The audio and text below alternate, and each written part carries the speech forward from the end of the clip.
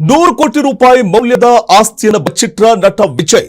TVK ಮುಖ್ಯಸ್ಥನ ಮೇಲೆ ಏನಿದು ಹೊಸ ಆರೋಪ? ಚುನಾವಣೆಗೆ 3 ದಿನ ಬಾಕಿ ಇರುವಾಗಲೇ ಹೆಚ್ಚಾಗ್ತಾ ಇದೆ ಆತಂಕ. ಟಿವಿಕೆ ಮುಖ್ಯಸ್ಥ ನಟ ವಿಜಯ್ ಮೇಲೆ ಹೊಸ ಆರೋಪ. ಚುನಾವಣೆಗೆ ಇನ್ನು 3 ದಿನ ಬಾಕಿ ಇರುವಾಗಲೇ ಆತಂಕ ಹೆಚ್ಚಾಗುವಂತೆ ಮಾಡ್ತಾ ಇದೆ. ಅಫಿಡವಿಟ್ ನಲ್ಲಿ ಬರೋಬ್ಬರಿ 105 ಕೋಟಿ ರೂಪಾಯಿ ವ್ಯತ್ಯಾಸವಾಗಿ ಕಂಡು ಬರ್ತಾ ಇದೆ. ಹಾಗಾಗಿ ನಾಮಪತ್ರ ತಿರಸ್ಕಾರದ ಆತಂಕದಲ್ಲಿ ನಟ ವಿಜಯ್ ಇದ್ದಾರೆ. 2 ಕ್ಷೇತ್ರಗಳಲ್ಲಿ ಸಲ್ಲಿಸಿರುವ ಆಸ್ತಿ ವಿವರದಲ್ಲಿ ಭಾರಿ ವ್ಯತ್ಯಾಸ ಇದೆ. 2 ಕ್ಷೇತ್ರಗಳಲ್ಲಿ ಸ್ಪರ್ಧೆ ಮಾಡ್ತಾ ಇದ್ದಾರೆ. ತಿರುಚಿಯಲ್ಲಿ 22,015 ಕೋಟಿ ಆದಾಯದ ಮಾಹಿತಿ, ಪೆರಂಬೂರಿನಲ್ಲಿ 115.13 ಕೋಟಿ ಆದಾಯದ ದಾಖಲೆ. ಇನ್ನು ಆಸ್ತಿ ವ್ಯತ್ಯಾಸದ ಬಗ್ಗೆ ಮದ್ರಾಸ್ ಹೈಕೋರ್ಟ್ಗೆ ಅರ್ಜಿ ಕೂಡ ಈಗ ಸಲ್ಲಿಕೆಯಾಗಿದೆ. ಪೆರಂಬೂರು ಮತದಾರ ವಿಘ್ನೇಶ್ವರಿಂದ ಅರ್ಜಿ ಸಲ್ಲಿಕೆಯಾಗಿದೆ. ಪ್ರತಿಕ್ರಿಯಿಸುವಂತೆ ಆದಾಯ ತೆರಿಗೆ ಇಲಾಖೆ ಆದೇಶವನ್ನು ನೀಡಿದೆ.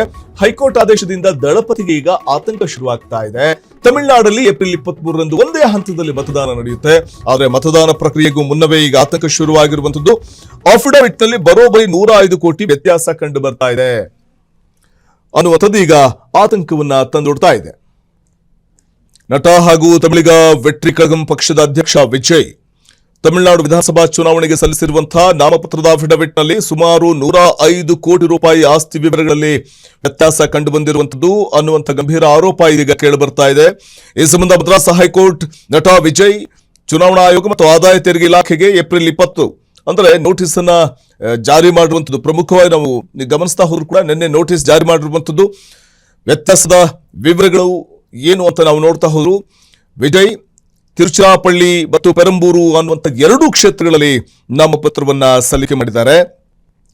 ತಿರುಚಿ ಅಫಿಡವಿಟ್ ನಲ್ಲಿ 220 ಕೋಟಿ ರೂಪಾಯಿ ಆಸ್ತಿ ಘೋಷಣೆ ಮಾಡಿದ್ರೆ, ಪೆರಂಬೂರು ಅಫಿಡವಿಟ್ ನಲ್ಲಿ 115 ಕೋಟಿ ರೂಪಾಯಿ ಮಾತ್ರ ತೋರಿಸಿರುವಂತದ್ದು ಅಂತ ಅರ್ಜಿದಾರ ವಿ ವಿಘ್ನೇಶ್ ಎಂಬುವವರು ಆರೋಪಿಸಿದ್ದಾರೆ. ಈಗಾಗಲೇ ಪ್ರಮುಖವಾಗಿ ಪೆರಂಬೂರು ಕ್ಷೇತ್ರದಲ್ಲಿ ಸಲ್ಲಿಸಿದ ನಾಮಪತ್ರದ ಪ್ರಕಾರ ವಿಜಯ್ ಅವರ ಒಟ್ಟು ಆಸ್ತಿ 624ರಿಂದ 640 ಕೋಟಿ ರೂಪಾಯಿ ಅಂತ ಅಂದಾಜಿಸಲಾಗಿದೆ. ಇದರಲ್ಲಿ 404 ಕೋಟಿ ರೂಪಾಯಿ ಚರಾಸ್ತಿ ಮತ್ತು 220 ಕೋಟಿ ರೂಪಾಯಿ ಸ್ಥಿರಾಸ್ತಿ ಸೇರಿದೆ. ಸೊ ಇಲ್ಲಿ 2 ಅಫಿಡವಿಟ್ಗಳ ನಡುವಿನ ಈ ಬೃಹತ್ ವ್ಯತ್ಯಾಸ ಕ್ರಮಬಾಧಿತ ಅಂತ ಮದ್ರಾಸ್ ಹೈಕೋರ್ಟ್ ಪ್ರಾಥಮಿಕವಾಗಿ ಅಭಿಪ್ರಾಯಪಟ್ಟಿದೆ. ಸೊ ಹಾಗಾಗಿ ಆಸ್ತಿ ವಿವರಗಳನ್ನ ಮರೆಮಾಚುವುದು ಅಥವಾ ತಪ್ಪು ಮಾಹಿತಿ ಅಫಿಡವಿಟ್ ನಲ್ಲಿ ನೀಡುವಂಥದ್ದು, ಸೊ ಇದು ಜನಪ್ರತಿನಿಧಿ ಕಾಯ್ದೆಯಡಿ ಅಪರಾಧ ಆಗಿರುವಂಥದ್ದು. ಸೊ ಹಾಗಾಗಿ ನಾಮಪತ್ರ ತಿರಸ್ಕಾರಕ್ಕೆ ಅಥವಾ ಆಯ್ಕೆಯಾದ ನಂತರ ಅನರ್ಹತೆಗೂ ಕೂಡ ಕಾರಣವಾಗುವಂತಹ ಸಾಧ್ಯತೆಗಳಿದೆ. ಇದು ಸಂಕಷ್ಟವನ್ನ ತಂದೊಡ್ತಾ ಇರುವಂಥದ್ದು ಸದ್ಯ ವಿಜಯ್ ಅವರಿಗೆ.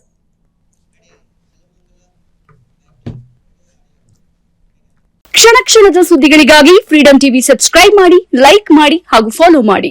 ಹೊಸ ಸುದ್ದಿಗಳ ನೋಟಿಫಿಕೇಶನ್ಗಾಗಿ ಬೆಲ್ ಐಕಾನ್ ಮೇಲೆ ಕ್ಲಿಕ್ ಮಾಡಿ.